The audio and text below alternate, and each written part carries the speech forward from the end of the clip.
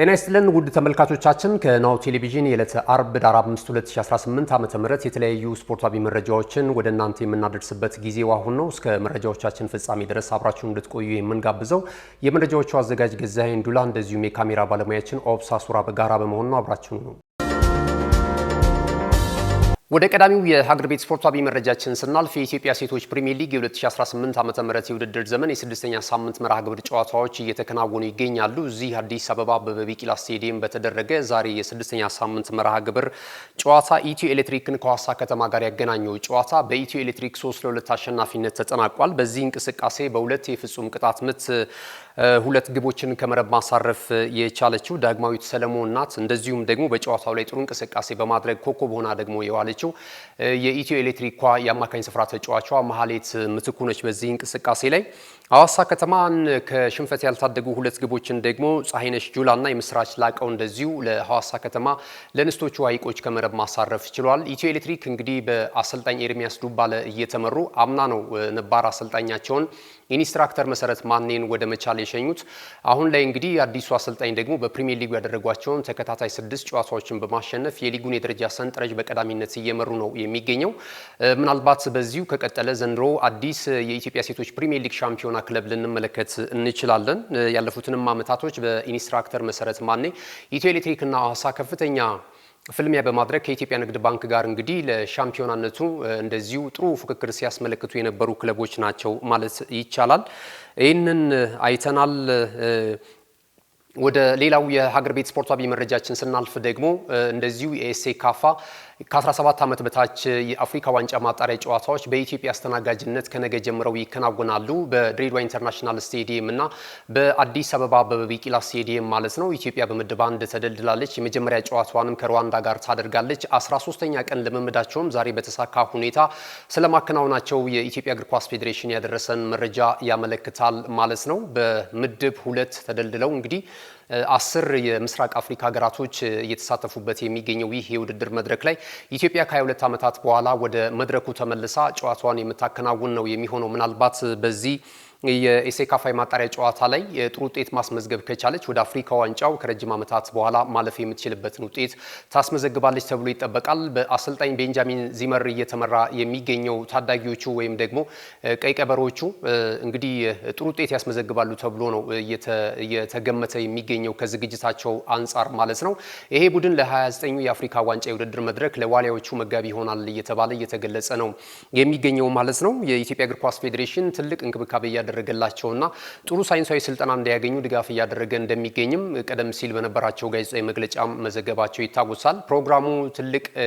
ፕሮግራሙ ወይም ደግሞ ዝግጅቱ የበለጠ በኢትዮጵያ አስተናጋጅነት በጥሩ አፈጻጸም እንዲኖረው ደግሞ የኢትዮጵያ ባህልና ስፖርት ሚኒስቴር አስፈላጊውን ስራዎች ስለመስራቱ ተገልጿል ማለት ነው። ነገ እንግዲህ ድሬዳዋ ኢንተርናሽናል ስቴዲየም እና በአበበ ቢቂላ ስቴዲየም የመክፈቻ ጨዋታዎች እንደሚደረጉ ከዛም በፊት የመክፈቻ ስነ ስርዓት ትልልቅ የስፖርቱ ተጋባዥ እንግዶች በተገኙበት እንደሚከናወን ተገልጿል ማለት ነው።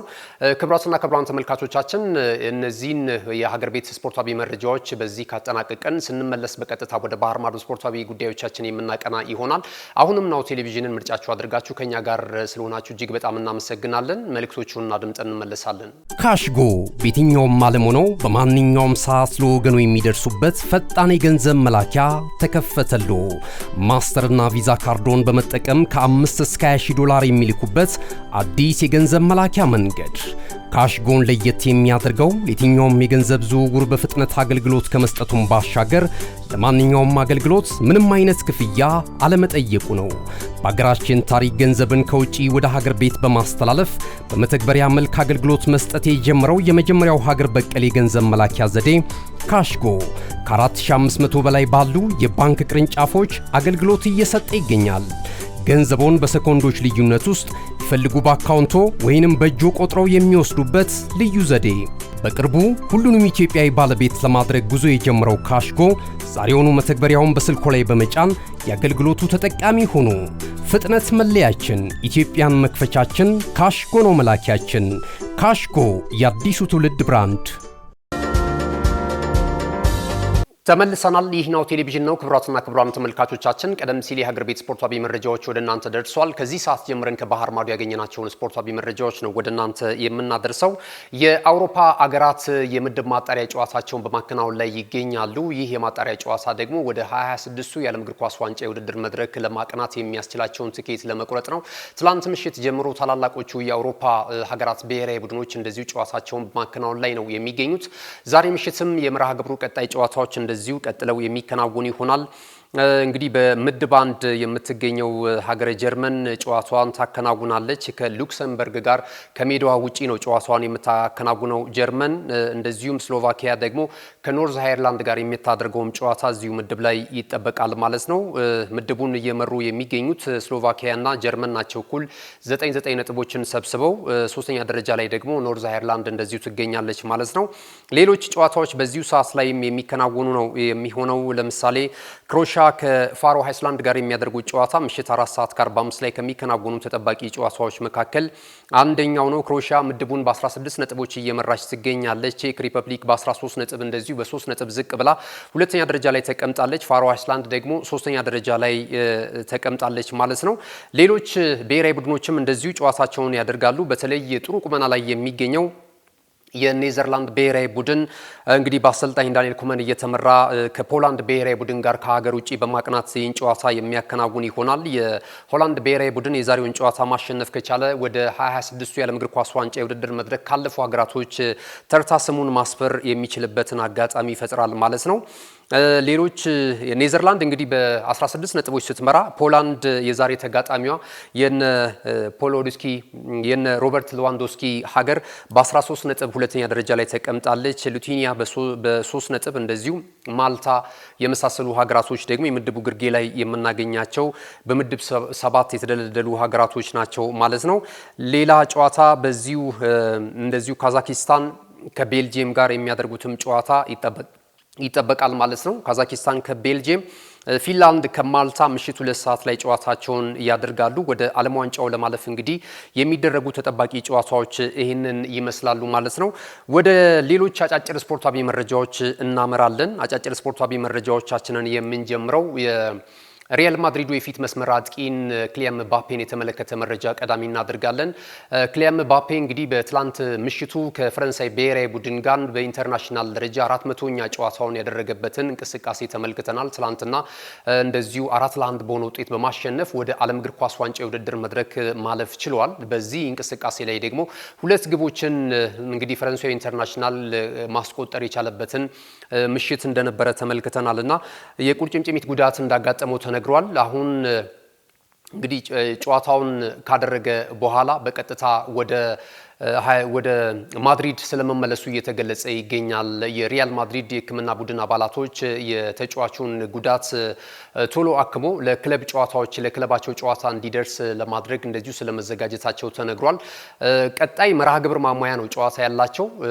በዛ ላይ ደግሞ ምናልባት የተጫዋቹ ጤንነት ያን ያህል ቢጫዋትም ለራሱ ግላዊ ፕሮፋይሉን ሊያስተካክልበት ይችላል። የበለጠ በብሔራዊ ቡድኑ የሚያስቆጥራቸውን ጎሎች ከፍ ላይ ያደርግበት ይችላል። ነገር ግን ደግሞ ክለቡ ጋር ደግሞ የሚወጣው ኃላፊነት አለና በቀጥታ የሀገሩን የምትፈልገውን ሁኔታ ከተወጣ በኋላ አሁን ወደ ማድሪድ ስለማቅናቱ ተገልጿል ማለት ነው።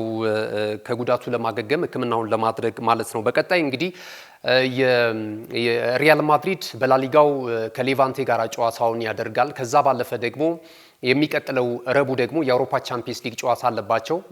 እንደምናውቀው ከግሪኩ ክለብ ኦሎምፒያኮስ ጋር ጨዋታቸውን የሚያከናውኑ ነው የሚሆነው። በአውሮፓ ቻምፒየንስ ሊግ የውድድር መድረክ በሊቨርፑል ተሸንፏል እና መሪ ስፍራ ላይ ከሚገኙት ክለቦች እንግዲህ በ3 ነጥብ ልዩነት ርቆ እየተመለከት ነው እንገኛለን፣ ሪያል ማድሪድን ማለት ነው። ይህንን ማሻሻል ይጠበቅባቸዋል። አምና ያለምንም የዋንጫ ክብር ነው ያጠናቀቁት የአሰልጣኝ ዣቪ አሎንሶ ቡድን ሪያል ማድሪድ ማለት ነው እና ዘንድሮ እንግዲህ በግልም ቢሆን በተጫዋቾች ላይ የሚደርሰውን ተጽዕኖ ለመቀነስ ሪያል ማድሪድ ደግሞ የለመደውን የዋንጫ አሸናፊነት ጉዞ እንደዚሁ ለማስቀጠል ትልቅ ኃላፊነት አለባቸውና አሁን ለክለቡ ትኩረት ለመስጠት እንግዲህ ብሔራዊ ቡድኑን ለቆ ወደ ሪያል ማድሪድ ስለማቅናቱ እየተገለጸ ይገኛል። በስፔን እንደሚገኝ ነው ያገኘነው መረጃ የሚያመለክተው ማለት ነው። ወደ ሌላው አጭር መረጃችን ስናልፍ እዛው ስፔን አካባቢ የወጣ መረጃ አለ። አልቫሬዝን በተመለከተ ማለት ነው። አርጀንቲናዊ ኢንተርናሽናል ጁሊያን አልቫሬዝ ከዚህ ቀደም በእንግሊዙ ክለብ ማንቸስተር ሲቲ እናውቀዋለን። ከዛ በኋላ ደግሞ እንደዚሁ ያለፉትን አመታት ደግሞ በስፔኑ ክለብ አትሌቲኮ ማድሪድ እያሳለፈ ይገኛል። በአሰልጣኝ ዲያጎ ሲሞኒ ስር ማለት ነው። ጥሩ ጊዜ ነው እያሳለፈ የሚገኘው። ጎሎችን ያስቆጥራል። ተጫዋች ትልቅ ክሎት እንዳለው በፕሪሚየር ሊጉ ተመልክተነዋል። አሁን ላይ እንግዲህ አሰልጣኝ ዲያጎ ሲሞኒ በሚገባ የተጫዋቹን ብቃት እየተጠቀመበት ይገኛል። በእርግጥ አትሌቲኮ ማድሪድ ዘንድሮ ወጣ ገባ እያለ ነው እየተመለከትን የምንገኘው። ለወትሮ እንግዲህ ሶስተኛ ደረጃ ላይ የማይጠፋው በላሊጋው በተለይ ሪያል ማድሪድ እና እንደዚሁ ባርሴሎናን ተከትሎ ማለት ነው። ዘንድሮ ግን እነ ቪላሪያልን የመሳሰሉ ክለቦች ደግሞ ወደፊት እየመጡ እየተመለከትን ነው የምንገኘው። ጁሊያን አልቫሬዝን እንግዲህ ለማስፈረም የካታሎናው ክለብ ባርሴሎና ፍላጎት ስለማሳየቱ እየተገለጸ ነው የሚገኘው። ከዚህ ቀደም የአሪኬንንም እንደዚሁ የማስፈረም ፍላጎት እንዳላቸው ሲዘገብ እንደነበር ይታወሳል። አሁንም የተለያዩ ተጫዋቾችን እያማረጡ ይገኛሉ። የአትሌቲኮ ማድሪድ መልማዮች ወይም ደግሞ በዛ ክለብ ውስጥ ተጫዋቹ እንዲመጣ ፍላጎት አላቸው ተብሏልና ወደፊት ይሄ ይሆናል አይሆንም የሚለውን ነገር እንግዲህ የጥሬ ተጫዋቾች የዝውውር መስኮት የበለጠ እየተቃረበ ሲመጣ ጉዳዮቹ እሁን እየሆኑ የበለጠ ማረጋገጫ እየሰጡ ይሄዳሉ ተብሎ ይገመታል ማለት ነው። ወደ ሌላው አርሰናልን ወደ ተመለከተው መረጃችን እናቅና። ሉዊስ ስኬሊ ምናልባት በቀጣይ በውሰት መድፈኞቹን ሊለቅ እንደሚችል እየተገለጸ ነው የሚገኘው። ምክንያቱም አሁን ካላፊዮሪ ቦታውን ሸፍኖበታል። ይሄ ወጣት ተጫዋች እንግዲህ ትልቅ ተስፋ ከተጣለባቸው ታዳጊዎቹ መድፈኞች መካከል አንደኛው እንደሆነ ይታወቃል። በእንግሊዝ ብሔራዊ ቡድን አልተጠራም። አሁን በመጨረሻ ጨዋታዎቹ አሰልጣኝ ቶማስ ቱኸል እንግዲህ ይህንን ተጫዋች ዘለውታል። ለምን ደግሞ ከተባለ በአርሰናል ቤት በቂ ጊዜ አላገኘም የመጫወቻ። ምክንያቱም ካላፊዮሪ በቋሚ አሰላለፍ ውስጥ እየተካተተ ያለውን ብቃት እያሳየ ነው የሚገኘው። በተለይ ካላፊዮሪ ደግሞ በማጥቃቱም እጅግ በጣም ጎበዝ መሆኑን አሳይቷል። አጠቃላይ ከቡድኑ ጋራ ከልምድ ጋር በተያያዘ የተሻለ ፐርፎርማንስ እያሳየ ነው የሚገኘውና ለአሰልጣኝ ሚካኤል አርቴታ እያሳመነ ስላለ ይሄ ቦታ ተይዞበታልና እስከ ብሔራዊ ቡድን አለመመረጥ ሁኔታ ተጫዋቹ በብሔራዊ ቡድን ውስጥ ያለውን የቋሚ አሰላለፍ ወይም ደግሞ የመጠራትን ሁኔታ እንግዲህ ለማሳካት በርከት ያሉ ደቂቃዎችን የሚያገኝበትን ክለብ ይፈልጋል ተብሏልና ምናልባት በቀጣይ ወደ ፉልሃም ሊያመራ ይችላል። በዛ ስሚዝ ሮው የመሳሰሉ ተጫዋቾች አሉ የቀድሞ የአርሰናል። ከዛም ባለፈ ደግሞ እንደዚሁ ሌሎችም ተጫዋቾች አሉ እና በዛ ቤት ውስጥ የመጫወት ፍላጎት አለው ተብሏል። ከዛ ባለፈ ዌስትሃም ዩናይትድም የተጫዋቹ ፈላጊ እንደሆነ እንደዚሁ ተነግሯል። ብሬንትፎርድ ሲቲም ተጫዋቹን ይፈልጓል የሚሉ መረጃዎች እየወጡ ነው የሚገኙትና ከዚህ ቀደም ሪያል ማድሪድ ተጫዋቹን ለማስፈረም ፍላጎት ነበረው። ነገር ግን ደግሞ አርሰናል በጊዜ የተጫዋቹን የውል ኮንትራት እንደዚሁ ለማደስ ቶሎ ቀድሞት መስማማቱም እንደዚሁ የሚታወስ ነው ማለት ነው። ይህንን አይተናል። ምናልባት እንግዲህ ወደ ሌላ ክለብ በውሰት ነው ሊያመራ የሚችለው እየተባሉ መረጃዎች እየወጡ ነው የሚገኙት። የጥሬ ተጫዋቾች የዝውውሩ መስኮት ከወትሮ ለየት ባለ ሁኔታ ብዙ ዝውውሮች ልናይበት እንችላለን። በአዳዲስ ነገሮችን በአርሰናል ቤት ሊታይ ይችላል። ሌላ እየወጣ ያለው መረጃ ካላፊዮሪ እና እንደዚሁ በአርቴታ መካከል ያለውን ሁኔታ እንግዲህ በርካቶች እየዘገቡት ነው የሚገኘው። ካላፊዮሪ ዳሌ ህመም እንደገጠመው ተገልጾ ነበረ። የጣሊያን ብሔራዊ ቡድን ትላንትና ምሽት በአውሮፓ ወደ ዓለም ዋንጫው ለማለፍ የነበረ የማጣሪያ ጨዋታ ነበረ። ከሜዳቸው ውጪ የጣሊያን ብሔራዊ ቡድን ሞልዶቫን 2-0 በሆነ ውጤት አሸንፎ መመለሱ ይታወሳል። ወደ ዓለም ዋንጫውም ከ2014 በኋላ ወደ ዓለም ዋንጫው ለማለፍ እንግዲህ ትልቅ ተስፋን ያገኘበት የማጣሪያ ጨዋታ እንደነበረ ይታወሳል። ምክንያቱም ሩሲያ አሰናድታው በነበረው የ2018 የዓለም ዋንጫ ላይ አልነበሩም የጣሊያን ብሔራዊ ቡድን። ከዛ ባለፈ የካታሩ ላይም አልነበረምና አሁን ደግሞ በጄናሮ ጋቱሶ አሰልጣኝነት ዘመን ሁለት የዓለም ዋንጫ የውድድር መድረኮች ካለፏቸው በኋላ ለመመለስ ትልቅ እድልን ይዘው እየተመለከት እንገኛለን። ትላንትም ሞልዶቫን እንደዚሁ ማሸነፍ ችለዋልና ይሄ ጉጉት አለበት። አሰልጣኝ ሚካኤል አርቴታ ግን ተጫዋቹ ካለበት የዳሌ ጉዳት እንዲያገግም በማለት ጣሊያን እግር ኳስ ፌዴሬሽን እና እንደዚሁም ደግሞ ለኮቺንግ ስታፉ መልእክት ለሕክምና ቡድኑ እንደዚሁ ተጫዋቹ በለንደን ሆኖ ሕክምናውን እንዲከታተልና እነዚህ የብሔራዊ ቡድን ጨዋታዎች እንዲያልፉ ጥያቄ አቅርቦ ነበር ተብሏል። ነገር ግን ካላፊዮሪ ደግሞ ለብሔራዊ ቡድኑ ለመጫወት ከፍተኛ ጉጉት ነበረው ተብሏል። ወደዛ አቀንቷል። ነገር ግን ትላንት በነበረው የሞልዶቫ ጨዋታ ላይ እንዳልተሰለፈ ተመልክተናል። ቀጣይ ግን እጅግ በጣም ወሳኝ ጨዋታ አለ። የምድቡ አንደኛ ኖርዌይ የነ ሃላንድ ሀገር እንደዚሁ የጣሊያን ብሔራዊ ቡድን ደግሞ ሁለተኛ ደረጃ ላይ ነው የሚገኘውና አንደኛና ሁለተኛ ደረጃ ላይ የሚገኙት እነዚህ ሁለት ብሔራዊ ቡድኖች ወደ ዓለም ዋንጫው ለማለፍ የሚያደርጉትን ወሳኝ ጨዋታ እንደዚሁ ለመካፈል ፍላጎት አድሮበታል ተብሏልና የአሰልጣኝ ሚካኤል አርቴታን እንደዚሁ ትዕዛዝ አላከበረም በሚል መረጃዎች እየወጡ ነው የሚገኘው። እንግዲህ ብዙ ጊዜ የመገናኛ ብዙሃን እንደዚህ አይነት ክፍተቶች ሲገኙ ደግሞ መረጃዎቹን የበለጠ ያወጧቸዋልና እንግዲህ ከብሔራዊ ቡድን መልስ በሁለቱ አካላት መካከል የሚኖረው ግንኙነት እንደ ወትሮ ሁሉ በሰላማዊ ይቀጥላል ወይስ ደግሞ ቅሬታ ውስጥ ሊከታቸው ይችላል የሚሉት ነገር መረጃው እንግዲህ አያይዞ እየዘገበው ነው የሚገኘው ማለት ነው። ሌላው የመጨረሻ ስፖርታዊ መረጃችን የሚሆነው አንድ አስገራሚ መረጃ ወደ እናንተ እናደርስላችሁ። እንግዲህ የሰሜን ኮሪያው መሪ ኪም ጆንግ ሁን የእንግሊዝ ፕሪሚየር ሊግ በሰሜን ኮሪያ እንዲተላለፍ እንደዚሁ ፍቃድ ስለመስጠታቸው ተገልጿል። ከዚህ ቀደም ማገዳቸው የሚታወስ ነው። በተለይ ደግሞ ከተመሳሳይ ጾታ ጋር ግንኙነት ጋር በተያያዘ ይህንን አይነት እንግዲህ ለሀገራቸው ሕዝብ እንደማይመጥንና ይህንን ማስተላለፍ ፍላጎት እንደሌላቸው ሲገልጹ እንደነበረ ይህንንም አቋም ሲያራምዱ እንደነበረ የሚታወስ ነው። እንግዲህ አንዳንድ ሀገራቶች በእንግሊዝ ፕሪሚየር ሊግ ላይ ይሄ እግር ኳሱን ታከው የሚመጡ ባህላትን የሚበርዙ ትውልድን ሊያቆሽሹ የሚችሉ መጥፎ ተግባራቶችን ሲያወግዙ እንመለከታለን። ተጫዋቾችም ያው የሥራ ሁኔታ እየሆነባቸው አንዳንድ ማስታወቂያዎችን ሲሰሩ እንመለከታለንና በዛው ልክ ደግሞ ብዙ ተከታይ ስላላቸው ሰዎችን ወደ ተለያየ አቅጣጫ ሲመሩ እናስታውሳለንና እኚህም መሪ እንደዚህ አይነት አቋም ነበራቸው። በሀገራቸው ይህንን አይነት መልእክት ሊያስተላልፉ የሚችሉ ከነዚህ ተቋማት ጋር በጋራ የሚሰሩትን የእንግሊዝ ፕሪሚየር ሊግን በሀገራቸው ምድር እንዳይከናወን እግድ ጥለው ነበርና አሁን ስለመፍቀዳቸው ተነግሯል። ነገር ግን ደግሞ ላይቭ ጨዋታዎቹ እንደማይተላለፉ ነው የገለጹት እኚህ የሰሜን ኮሪያው መሪ ኪም ጆንግ ሁን ማለት ነው። እሳቸው እንግዲህ እንዳስተላለፉት መልእክት ቅድመ ሁኔታ ተቀምጧል። ቅድመ ሁኔታቸው ምንድነው? አሁን 90 ደቂቃ ነው እግር ኳስ እንግዲህ ከተጨማሪው ደቂቃ ውጪ የእንግሊዝ ፕሪሚየር ሊግ ላይ የምንመለከተው ያው የሊግ ፎርማት ስለሆነ ተጨማሪ ደቂቃ ወይም ደግሞ ቡድኖችን ለመለየት የሚሰጥ ነገር የለም። ስለዚህ እስከ 60 ደቂቃ ድረስ ኤዲት ተደርገው አላስፈላጊ 30 ደቂቃ ወጥቶ ነው ከአንድ ጨዋታ 60 ደቂቃ ነው የሚመለከቱት። በዛ ላይ ላይቭ ሳይሆን ጨዋታዎቹ ከተላለፉ በኋላ አላስፈላጊ ነገሮች ከተወገዱ በኋላ ጨዋታዎቹ እንዲተላለፉ ነው ይህንን አይነት ሁኔታ የሰጡት። ከዛ ባለፈ ደግሞ ባላንጣቸው የጎረቤት ሀገር እንደዚሁ የደቡብ ኮሪያ ሀገር ዜግነት ያለው የእንግሊዝ ፕሪሚየር ሊግ ተጫዋች ካለ ደግሞ በጭራሽ እንዳይተላለፍ የሚል ቅድመ ሁኔታ እንደዚሁ አስቀምጧል ማለት ነው።